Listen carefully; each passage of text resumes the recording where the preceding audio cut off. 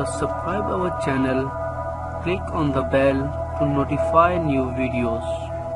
Washington شمالی Korea نے جنگ کوریا میں ہلاک ہونے والے امریکی فوجیوں کی باقیات 65 سال بعد امریکی حکومت کے حوالے کر دی۔ بین الاقوامی خبر رساں ادارے کے مطابق جنگ کوریا کے 65 سال بعد شمالی کوریا سے امریکی فوجیوں کی باقیات تابوتوں میں بند کر کے امریکہ منتقل کر دی گئی ہیں۔ امریکی صدر ڈونلڈ ٹرمپ اور شمالی کوریا کے سربراہ کم جونگ ان کے درمیان ہونے والی ملاقات میں امریکی فوجیوں کی باقیات واپس کرنے کا معاہدہ ہوا تھا۔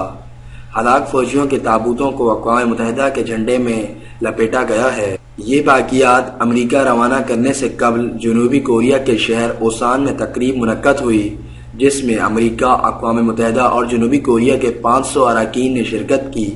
کوریائی جنگ میں ہلاک ہونے والے امریکیوں کی باقیات 55 تابوتوں میں امریکی ریاست ہوائی پہنچے، جہاں نائب امریکی صدر مائک پینس نے انہیں وصول کیا۔ اس موقع پر تقریب بھی منعقد ہوئی۔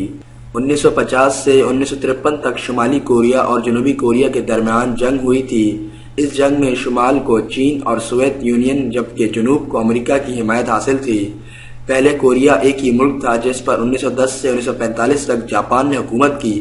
دوسری جنگ عظیم میں جاپان کی شکست کے بعد 1948 میں اسے 2 حصوں شمال اور جنوب میں تقسیم کر دیا گیا۔ شمالی کوریا سوویت یونین کے حصے میں اور جنوبی کوریا امریکہ کو ملا۔